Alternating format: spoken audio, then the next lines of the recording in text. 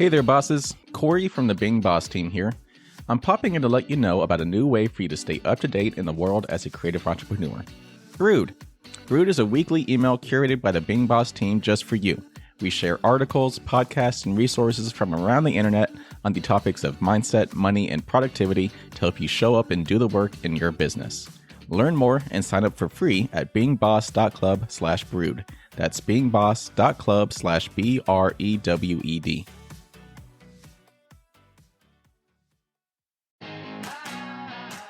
Welcome to Being Boss, a podcast for creatives, business owners, and entrepreneurs who want to take control of their work and live life on their own terms. I'm your host, Emily Thompson, and in this week's episode, we're continuing our series of What Do You Need to Know to Boss It Out in 2022 with an episode of what's happening in the world of creative business legal stuff with lawyer Autumn Witt Boyd. You can find all the tools, books, and links we reference on the show notes at www.beingboss.club. And if you like this episode, be sure to subscribe to the show and share us with a friend. Sometimes seeing someone else's path to success helps us clearly map out our own. It's why we all like business podcasts, right? Well, I'm here to share a show for you to check out, the Female Startup Club podcast, an amazing resource that shares insights and learnings from the world's most successful female founders, entrepreneurs, and women in business.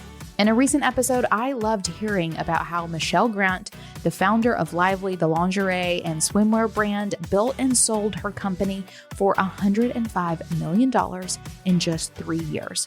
Total boss move. So if you're looking for a new pod to inspire your next steps, listen to the Female Startup Club podcast wherever you get your podcasts.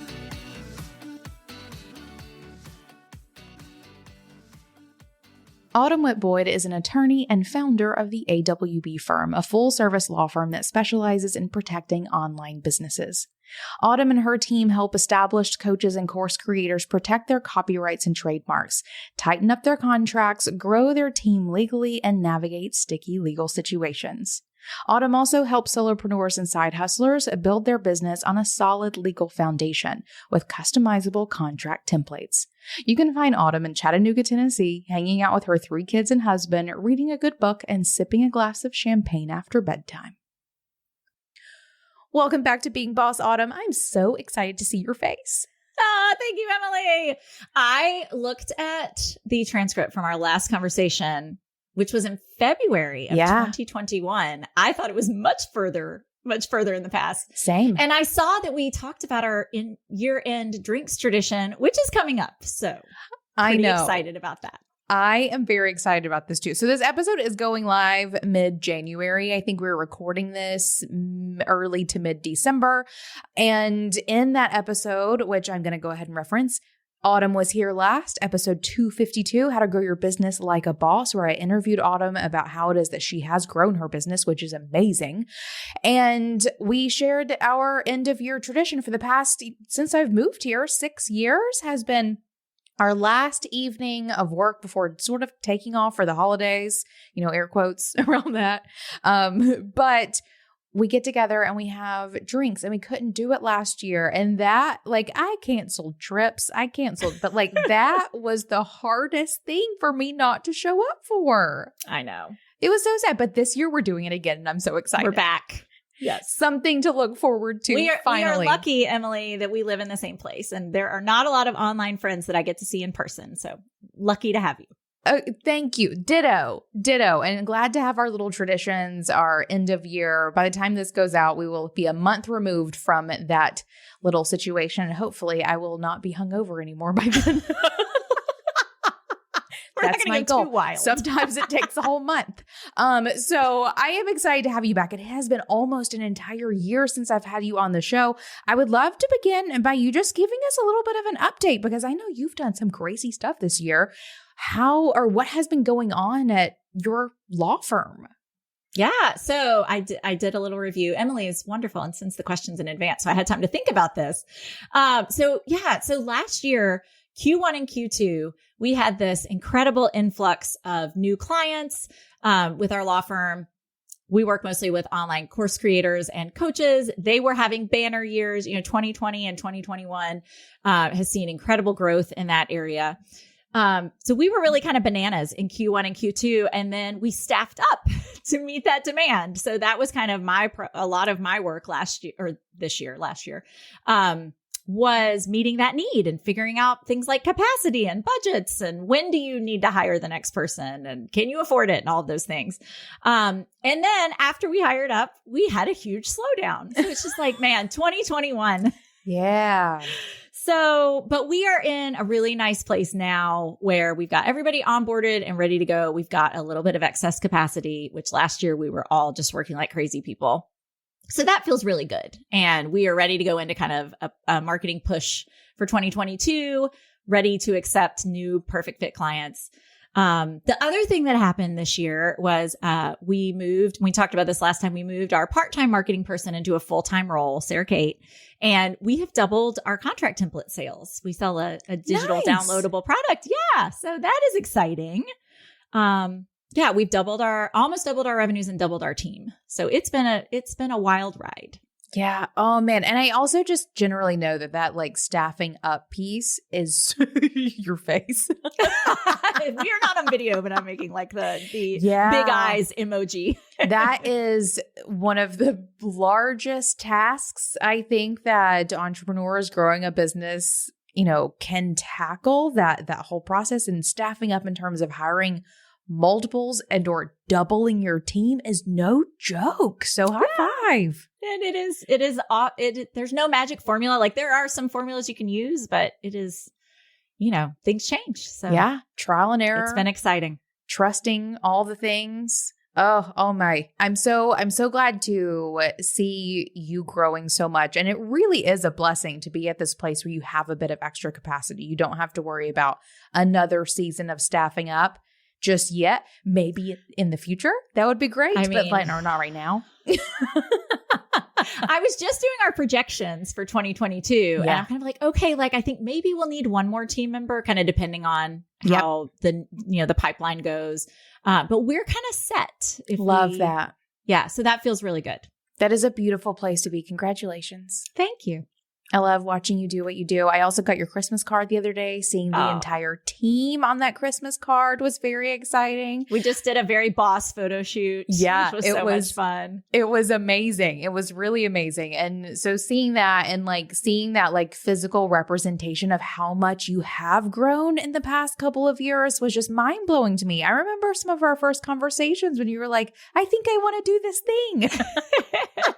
It's just me. Right. And now it's a whole vibrant team. So again, this is almost like a little commercial for everyone to go listen to 252 because in that episode, Autumn shares how it is that she has grown her business and what that has looked like. And I just continue to be impressed with you and what you do. And then having 3 kids at home. And how are you doing? I'm kind of tired. It's okay. Right. Actually, my goal for 2022, you'll laugh, I just came out of annual planning, and is really to do fewer things very well and to free up some more of my personal time to be home a little bit more. Yeah. And I called my husband from my planning retreat and I said, what do you think my goal for 2022 should be? And the kids were in the car with them and they were all like, we want to see you more. Oh, there you go. Me too. Me too. So I'm excited about that. In case you needed a sign, that's about as plain as we're all on the same page. Thanks. I love it.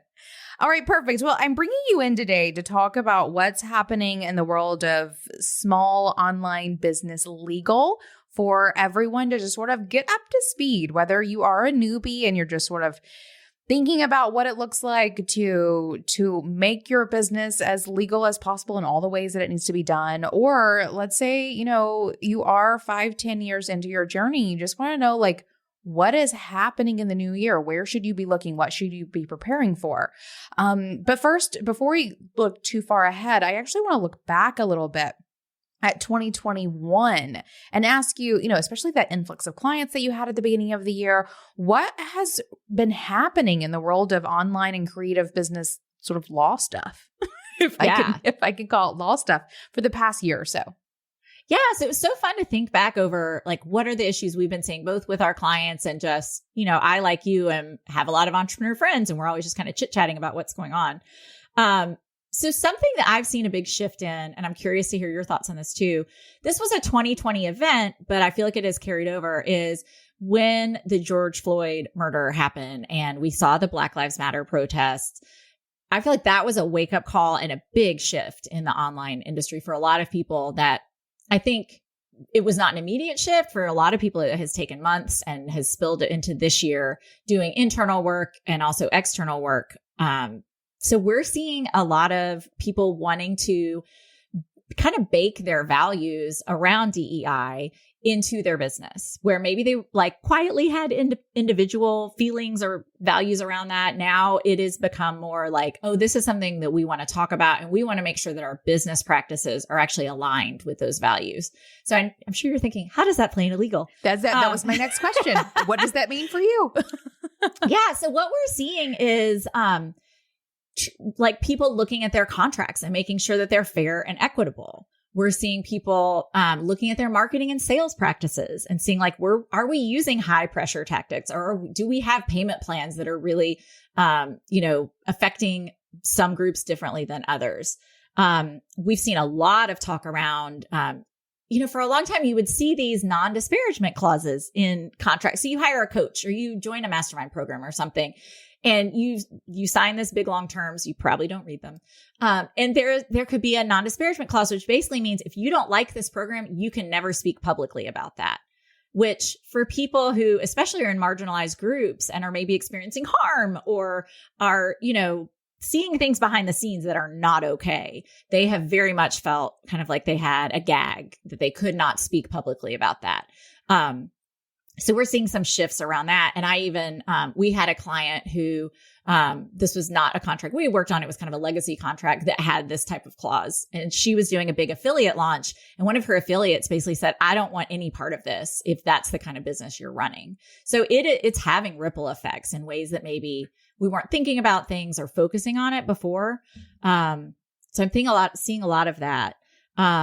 Something else kind of on that same topic that we worked on with two DEI consultants, Erica Corday and India Jackson with Pause on the Play, who I think you're familiar with too. We worked on what's called a diversity rider. So this is like if you're speaking at an event or if you're hosting an event and maybe you have a standard contract, but maybe one of your speakers wants to say, I'm only going to participate if you've got a diverse group of speakers, or I'm only going to be a part of this mastermind if you've got a diverse cohort, kind of things like that. Again, putting your money where your mouth is.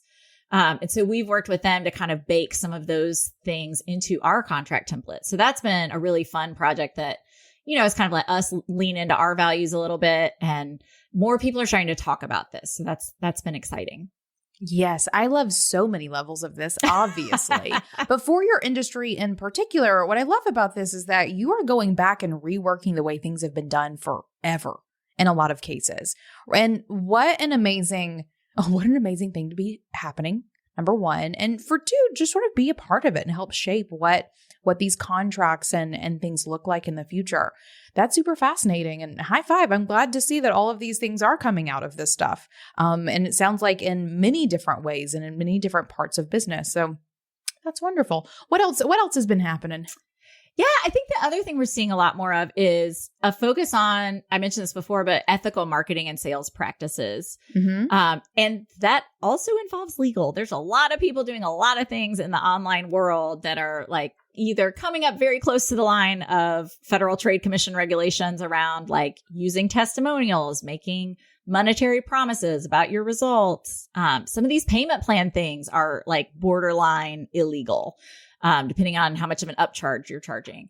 And so I think we're just starting to see people who maybe were like, yeah, like I'm not worried about that. Now starting to, there's now some external pressure. Like people are being called to the carpet of like, that's not okay. I feel like the law is coming to the Wild West.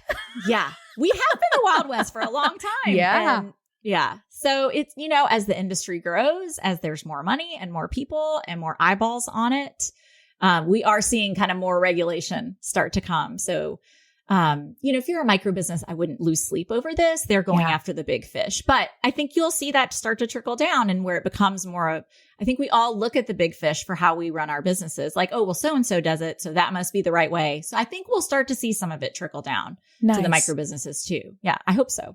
Yeah, I think so. I mean, you're right. We look up to those people and shape what we do from them. We can learn from their sort of mistakes, I guess. And I also am really fascinated.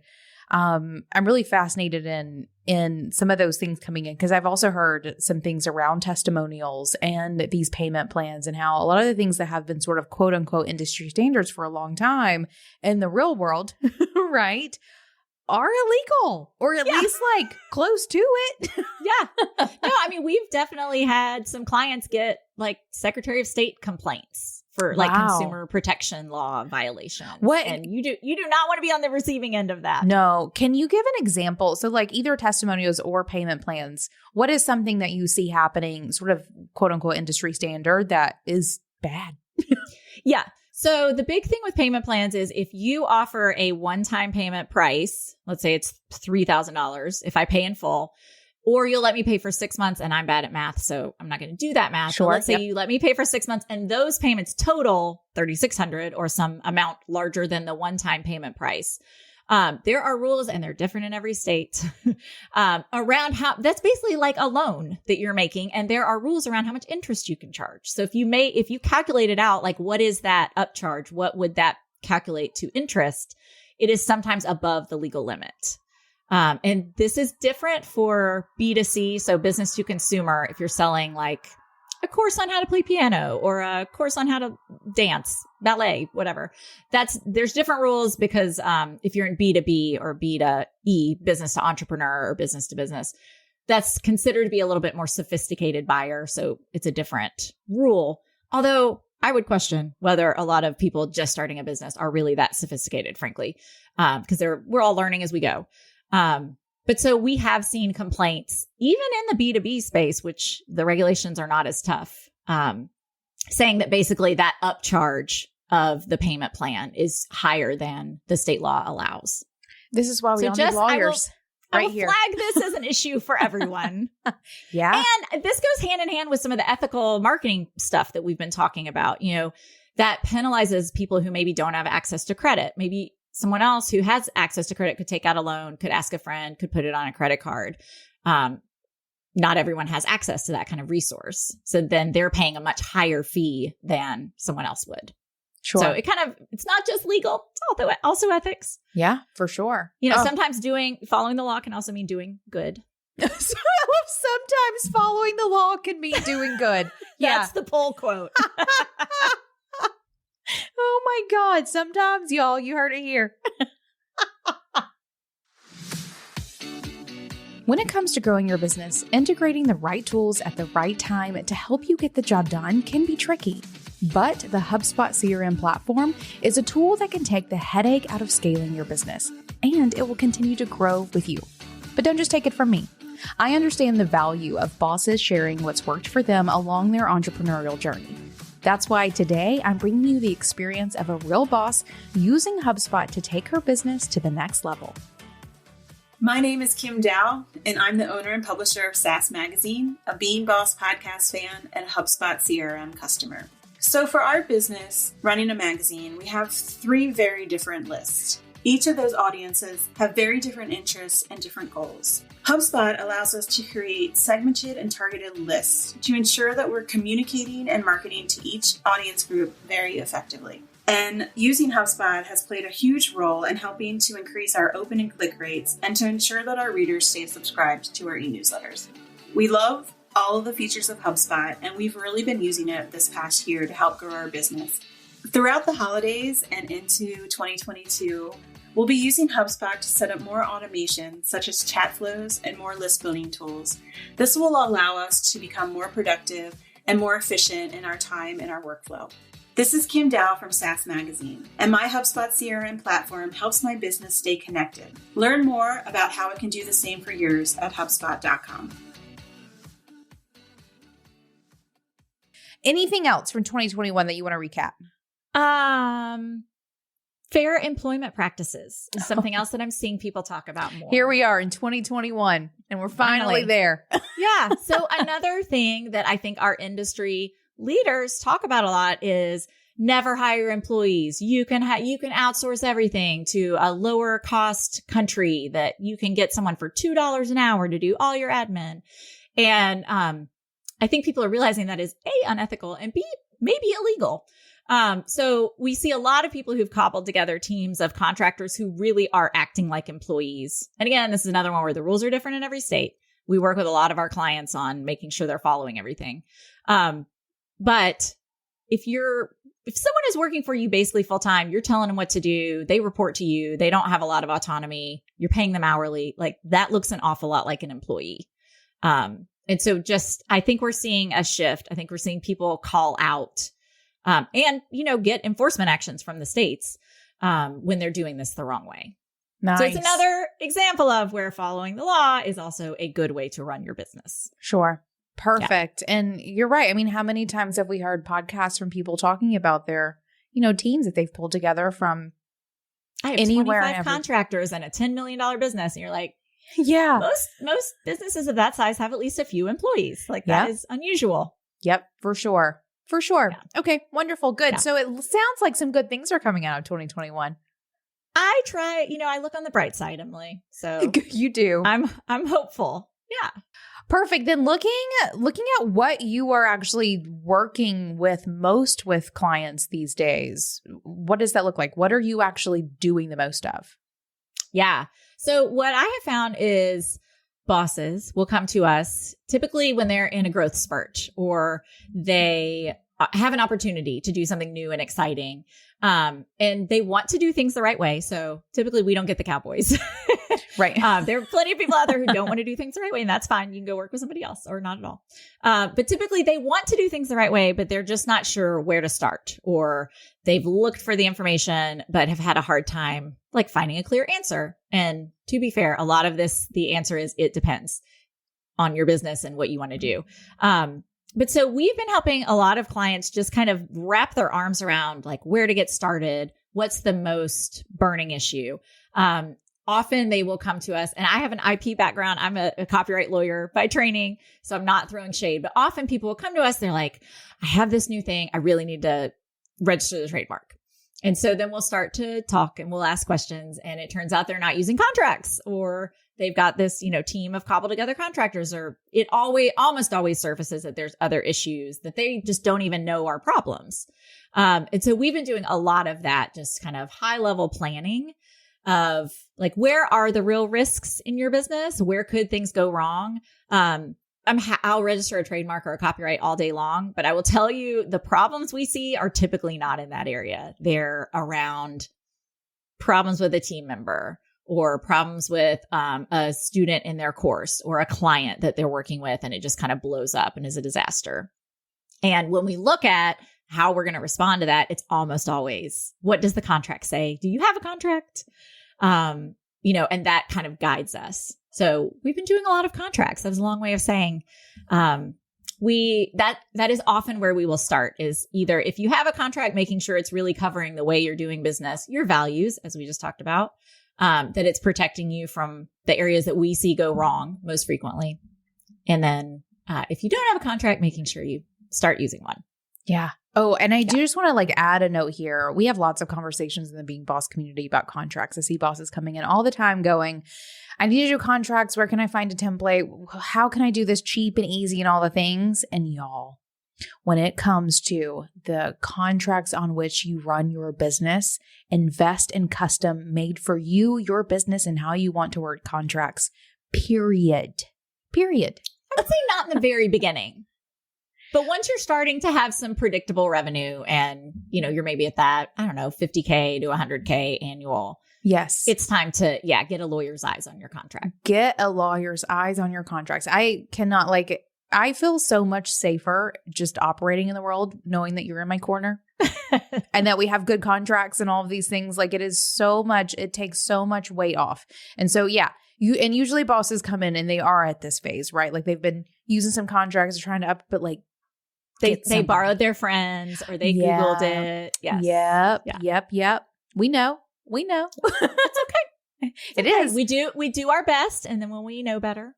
Yeah. But then whenever it comes to really the contracts that your business is built off of, got to do good ones. Okay. So contracts, not surprising, Autumn. I know. Not surprising. The other thing that we have, especially lately, it's like everybody's behaving badly. We have had a lot of disputes. Yeah. So, we work with clients all over the United States. We specialize in online business so we can work, not just in the states where we're located. We don't go to court. And most of these things never go to court. But we've had a lot of just like either this client has stopped paying or this person is causing problems in my community. And now like everybody else is losing their minds. Like, how do we deal with that? Yeah. The thing I keep saying is that people have forgotten how to behave. Mm-hmm. Well, everybody, I will say, everyone is under a tremendous amount of stress. We all thought this year would be better, 2021. And it in some ways has been, and in some ways it's been worse than 2020. So I get it. We're all tired. But yeah, people are misbehaving. And so helping our clients navigate, like, what does the contract say? That's where we start. But then a lot of it is just negotiation. And a lot of, especially creatives, are not schooled or don't have experience with negotiation. And so that's a lot of just like figuring out. And I think it's fun. I think it's like a game. It's because it's not my business. But figuring out where do you have leverage points? What can we offer? Or what do they value? What do we value? What can we kind of trade to make it so it's never a win-win? People say that it's never a win-win, but how can we make sure that everybody's kind of unhappy, but nobody feels like they got a totally raw deal? Love that. If you want to walk away with like everything you wanted, like, forget it. That right. Basically never happens. But, how can we make it so we can walk away and at least move forward and not be like simmering with anger and frustration over this thing? Yeah. Because it becomes an energy suck when you've got something like that going. I mean, we have had some tricky client situations this year as we've grown. I mean, that's just growing pains. As we're figuring out our new systems and new team members, there is nothing worse like them falling asleep thinking about a client problem and waking up thinking about the client problem. Like it just, it's terrible. So helping our clients work through that, in a way that is the least amount of terrible. For sure. We've been doing a lot this year. I also just cannot communicate the value enough that of just sending a letter to someone with a lawyer's letterhead. Like their things just get resolved a little bit faster. I find if it just is a bit more legal for whatever reason. Perfect. Then let's move in then to 2022 because new year, you've sort of seen how things have been evolving. What is coming? What do you see coming in the online creative business world in terms of the work that you do? Yeah. So talking again about, I know compliance is not sexy, but we are starting to see a lot of litigation and complaints and things around website accessibility, which Emily, with your background as a web designer, you probably know all about this.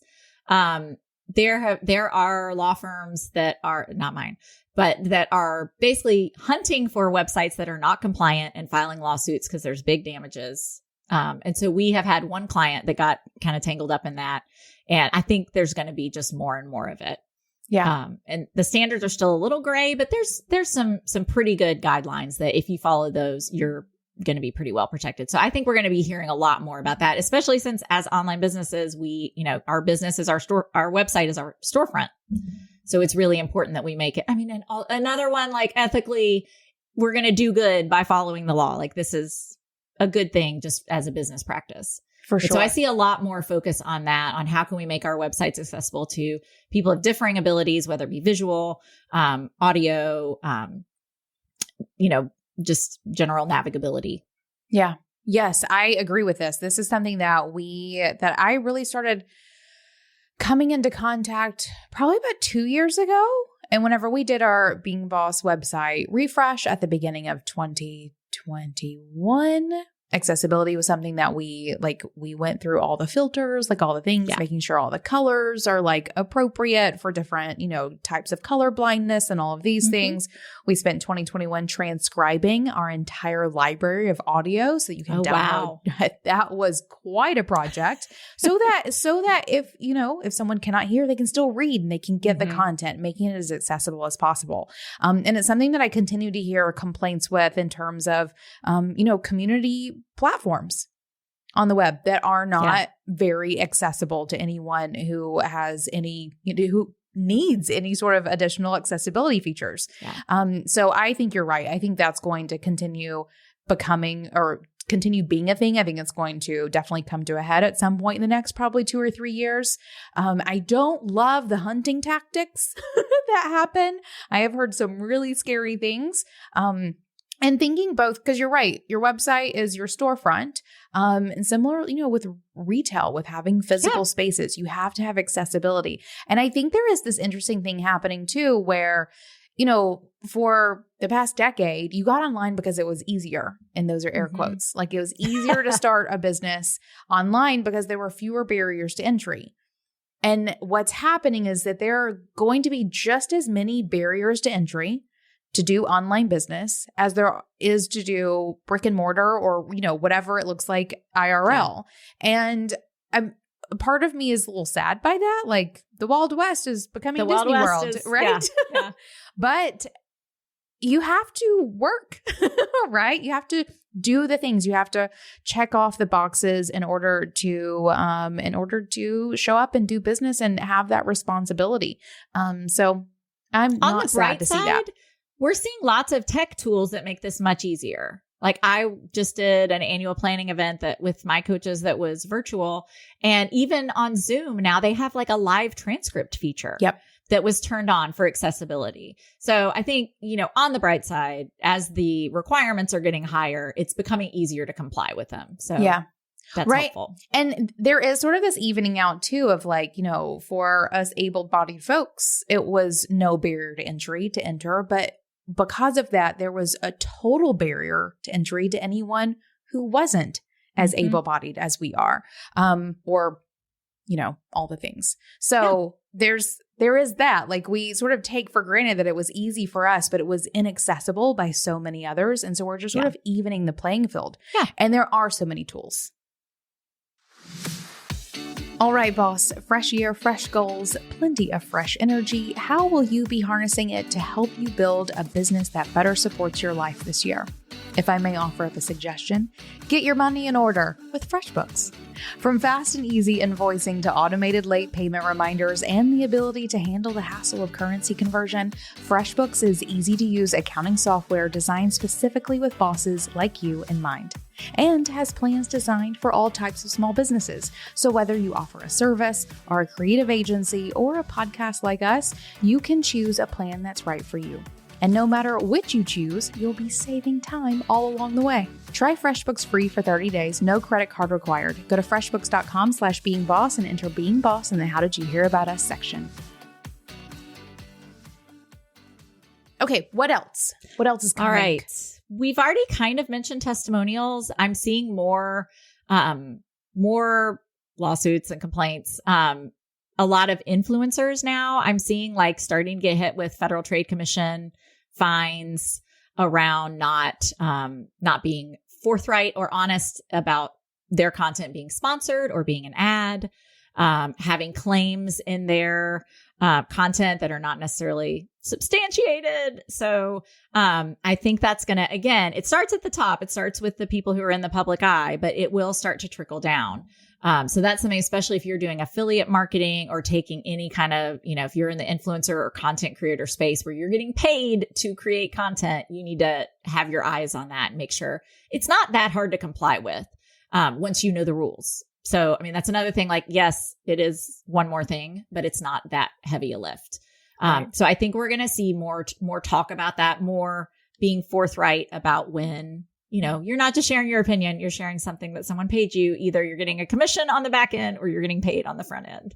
Right. So I definitely see some movement there. Nice. Are you seeing that at all in your space, Emily?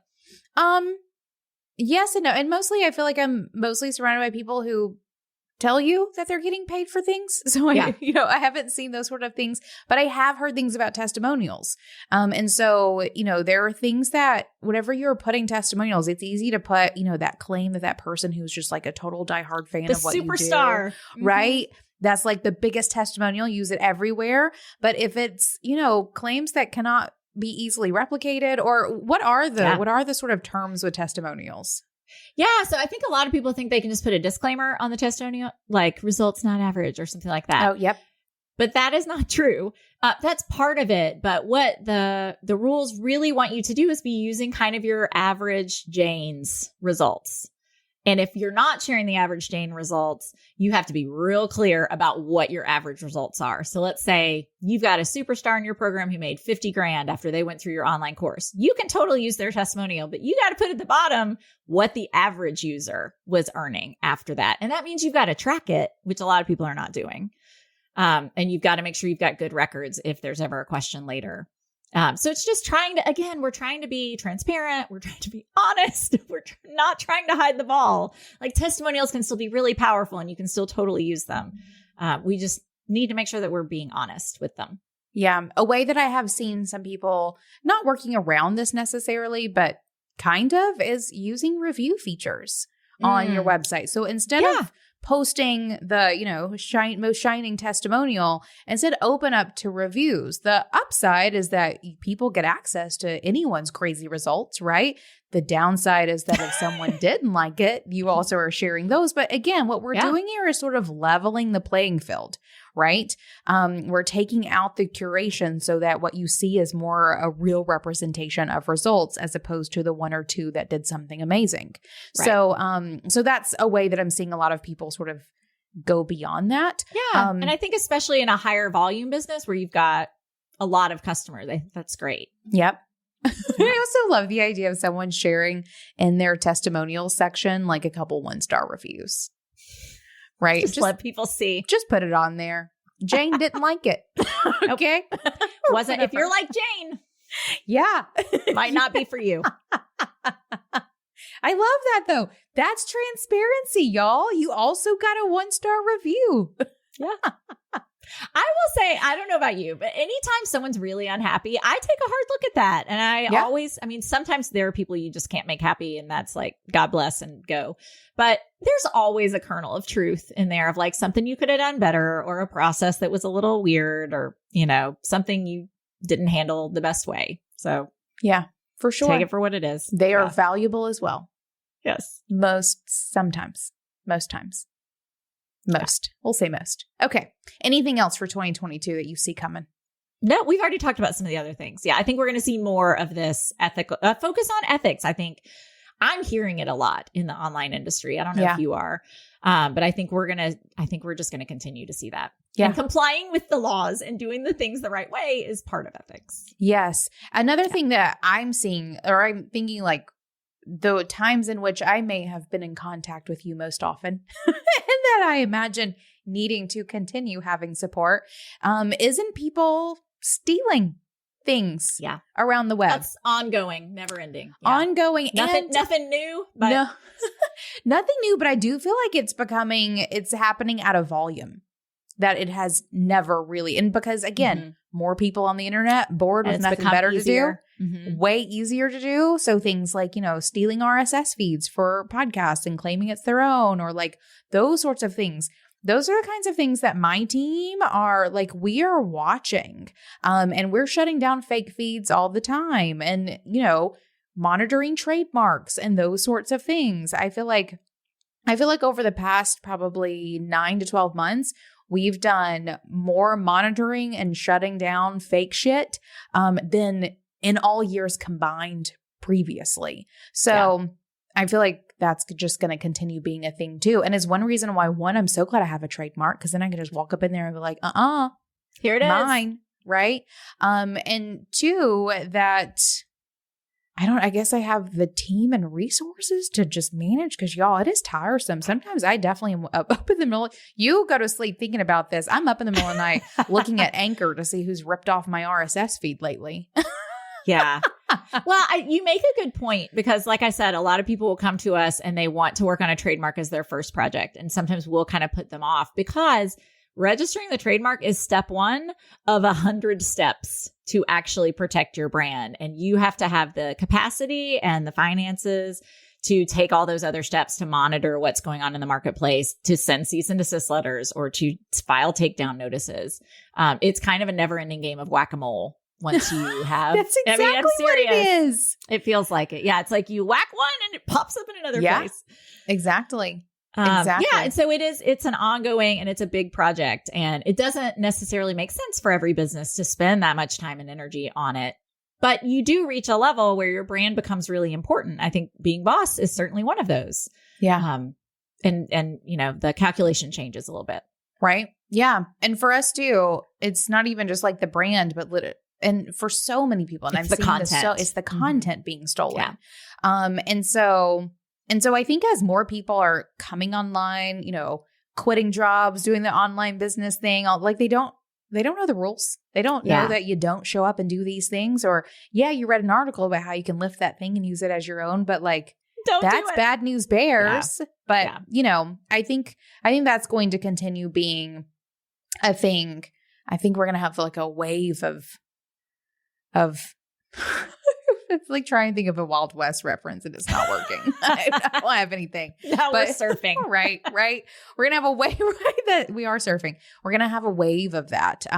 Another one, because it's happened a couple of times over the years. And that's always been something that I enjoy, having been, in this world for 15-ish years now, is watching these interesting sort of cycles happen in the online world where, people flood in and everything's sort of chaos and everything sort of like, dies back. Yeah. A little more orderly. And then there's another wave. And I feel like we are just sort of at the top of this wave. Chaos at the moment, it's our jobs to sort of hold, yours is to hold the law. Yeah. I just help. Well, I'll tell you something we're dealing with. I mean, on a personal note, is impersonator accounts on social media. Yeah. That there must be some tool out there that like allows you to kind of scrape someone's social media profile and then basically create a new profile with all of their content. And so I think you've definitely alerted me to some, because often they did you.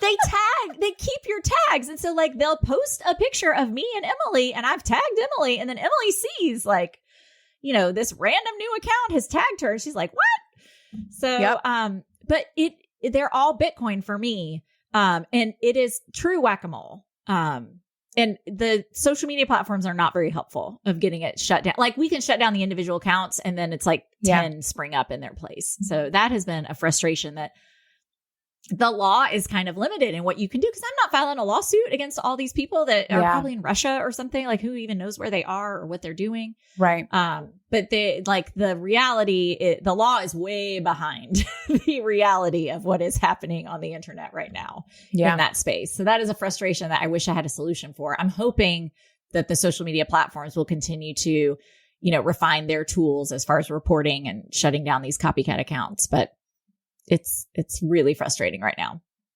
So if you are experiencing that, even the lawyer can't get it taken care of.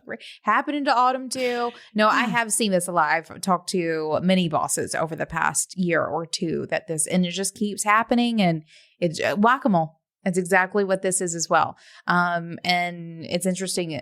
There are so many places in the online world where it is still the Wild West. And I feel like that there are no laws. There's no there's no real backing to assist us and containing our own. Yeah. And you've got to figure out like, where are you going to put your time and money and energy? Yeah. What's actually important, what's actually going to move the needle. Right. These copycat accounts are not really having an impact on anything. Right. But I have actually heard of a couple of people who have had Instagram copycat accounts created, and then whoever creates them goes and messages all of their followings trying to get them to come join this thing, or let me do a reading for you, or whatever it may be. And then so they're scamming all of their right. Yeah. Then things get real gross. Real gross. So I feel like as we are experiencing this wave, and as we are all becoming, more boss in our businesses, and this is really our livelihood, and we're doing it, and like the whole online world supports us, and there's a bridge between online and offline, and this continues to become a very viable way for you to build a career for yourself. It is becoming more important, I think, for all of us to have all of these things in place, to know what to look for, to have, someone in our corner to assist as needed, in all of these things. And I definitely, and with complete transparency, these sorts of things legitimately takes up a good bit of my time. Like, as an entrepreneur who is protecting a trademark and trying to keep the, thieves away, whatever you want to call them. It's something that you have to, start making space for at some point. If you want to play in this, there are low barriers to entry, y'all, but it is still kind of the Wild West. So got to defend your livestock. We're taking this all the way. That's kind of what we're doing. Wow. Okay. I like you are that. your own sheriff, as it turns out. No, I feel like you're my sheriff. I'm just the mayor. Yeah. I'm here for that. I love it. Okay. Then, in what ways, with all of that in play, in what ways should we be preparing? What can we be doing as bosses, looking for, preparing for? What do we need to do? Yeah. So I've already kind of mentioned it, but contracts is almost always where we start. So that is what I would recommend. Look at your number one moneymaker. That's where we usually start. You may have, 4 or 5 different things you do. There's probably one that makes you the most of your money. So we look at that and make sure that you've got a really solid contract around that. You don't have to hire a lawyer to create a contract. There are great templates out there. We sell some, other people sell some. I would encourage you to find a contract template shop that is in alignment with what you actually do. So if you came to me and you told me you were like a Reiki healer, I would say, I don't have a great template for you. Maybe go find someone who specializes in that, who really knows the ins and outs and the issues. So contracts, that's where I would start. And then as you are looking at your whole year, making sure you have at least a little bit of legal budget set aside.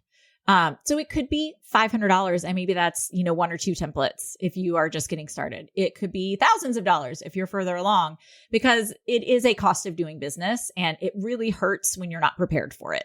But if okay, I'm probably going to have some issues. I may need to call a lawyer or I may need to have a strategy session.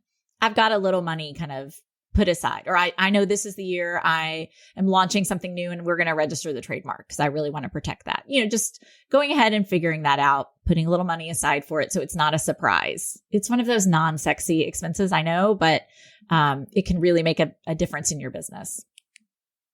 Yeah. Oh, and I just want to highlight this. Budget for legal is cost of doing business. I feel like creatives especially will tiptoe their way around legal all day until it ends up costing them so much money. Yeah. But if you want to show up and do business, it's just like paying your taxes. Yeah. 100%. So good. Okay, perfect. And then is there one thing that every boss should have squared away right now moving into the new year other than contracts? I would look at your website. Yeah. And make sure you have a privacy policy. That is a legal requirement it's required by California, but everybody's doing business in all the places. So make sure you've got that locked down. It will also, if someone lands on your website and it just makes you look very legit in addition to being compliant. So that's the other thing. Perfect. Again, you can use a template. You do not need to hire a lawyer to do your privacy policy. But the law changed in 2018. So if you haven't updated yours since then, probably also time for a little refresh. And if I'm not mistaken, I think some even payment processors will not allow you to collect money on your website without a privacy policy. Yeah. So lock it in. Facebook will reject your ads if you're sending people to a landing page without a privacy policy. So there's other repercussions for sure. Yeah. Okay. Yeah. Easy. It'll take you 30 minutes and then you can check that off and you don't need to worry about it for a minute. Yep. I also love that we just made it through a whole conversation on legal without bringing up GDPR a single time. Almost. I just did. We right have then. evolved. I know. As you were saying it, I was like, here we go. But we finally evolved past that a little bit. Ooh. So glad. So glad to be making it to the next steps. Perfect. This has been a treat to talk about this. I feel like I even have some things I need to go check on, just sort of task the team to look at some things. Because you're right. This is, and cost of doing business in both money and time. Yeah. Right? You have to spend time making sure that your ducks are in a row. Because there are people who will come after you, who will stop doing business, who will attempt to cancel you. If all of these things are being overlooked, because you didn't bother to make the time. Not necessarily that you are a bad person who's doing bad business, but that you didn't bother to take the time to learn and do business correctly. You should be reviewing, again, for that main moneymaker, you should be looking at that contract maybe once a year and just making sure I've been guilty of this myself 100%. You change your offer, you change how you do things and you don't change your contract. And then you have an issue and you're oh, that doesn't even make sense. I don't even know how we're going to deal with this. For sure. Yes, time. Some of it is not expensive. It's just taking a little time. Absolutely. Perfect, Autumn. This has been a treat. Thank you for coming and sharing all of this stuff with us. Thank you for letting me geek out on all the legal with you. Any day. I'm looking forward to our cocktails next week. And then now that, this is coming out officially 2022, I'm also going to go ahead and start looking forward to it next year as well. Yes. Go put it on the calendar. Mine as well. Perfect. So to wrap up, where can bosses find more about you and what you do and that amazing contract template store you have? Yes. So all the things, you can find me on social. I'm Autumn Witt Boyd everywhere. You can find our website. It's my initials, awbfirm.com. You can find the contracts. And if you are a business owner that's further along, looking for one-on-one legal support, you can find info about that at the website as well. Perfect. And last but not least, Autumn, what's making you feel most boss?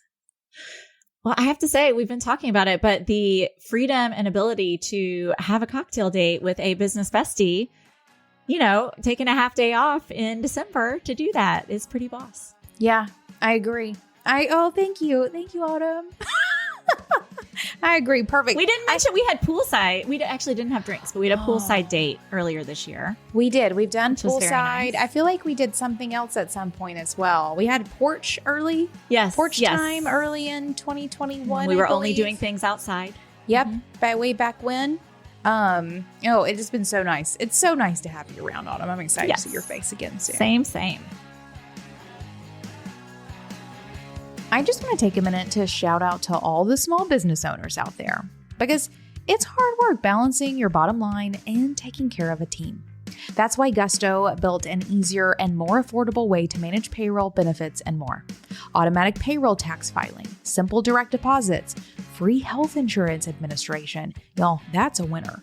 401ks, you name it, Gusto made it simple. It's my favorite, onboarding tools that allow you to easily inform a new hire on their benefits and the policies so they walk in on day one knowing what they need to know to get started with a bang. And right now, you can get 3 months free once you run your first payroll. Just go to gusto.com/beingboss. That's gusto.com/beingboss. Now, until next time, do the work, be boss. Yeah.